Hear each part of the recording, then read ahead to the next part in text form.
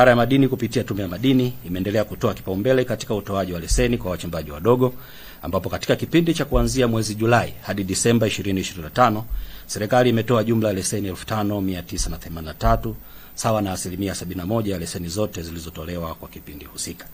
Leseni za uchimbaji mdogo wa madini hutolewa kwa Watanzania peke yake, ambao sehemu kubwa zimeombwa na kundi la vijana kati ya umri wa miaka 18 na 45.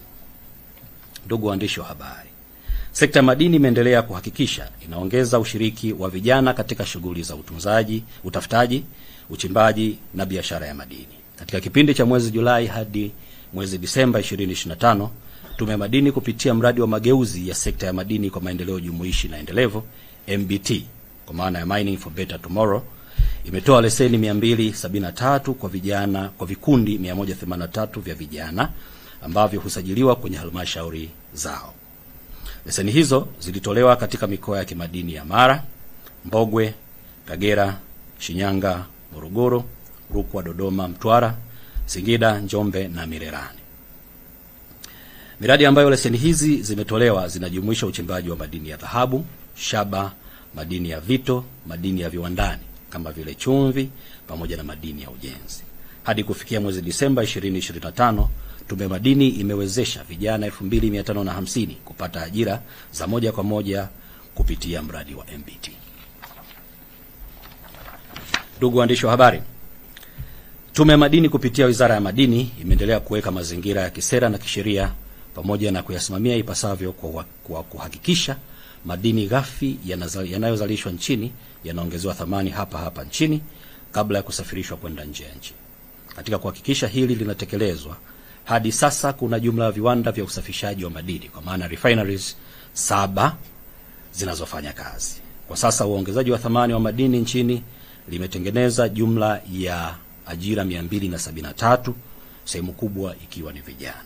Aidha, katika kipindi cha mwezi Julai hadi Disemba 2025, jumla ya madini yenye thamani ya shilingi trilioni 5.8 yaliongezwa thamani nchini.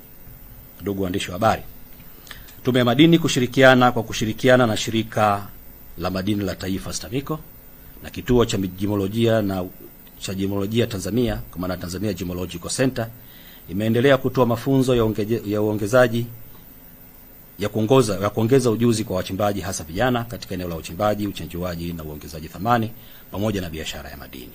Vile vile, Tume ya Madini kwa kushirikiana na Ofisi ya Waziri Mkuu, Kazi, Vijana, Ajira na Wenye Ulemavu kupitia programu ya taifa ya kukuza ujuzi nchini, Upskills Program, ilitoa mafunzo kwa wachimbaji wadogo 579 wanaohusika na umiliki wa leseni, maduara, mialo pamoja na wafanyabiashara wa madini katika mikoa ya kimadini ya Geita, Mbogwe na Chunya. Ndugu waandishi wa habari, Tume ya Madini kwa kushirikiana na wadau wa sekta ya fedha imeingia makubaliano na benki ya CRDB ili kuona namna bora ya kuwasaidia wachimbaji wadogo wa dhahabu hasa vijana kupata mitaji kwa ajili ya uwekezaji katika sekta ya madini. Hati ya makubaliano hayo imesainiwa tarehe 23 Februari mwaka 2026 kati ya Tume ya Madini na benki ya CRDB ili kuanza utekelezaji. Hivyo, nitumie fursa hii kuwajulisha Watanzania wote hususan vijana kufuatilia taarifa za fursa hiyo ili waweze kupata na kukuza mitaji kwa ajili ya uwekezaji katika sekta ya madini.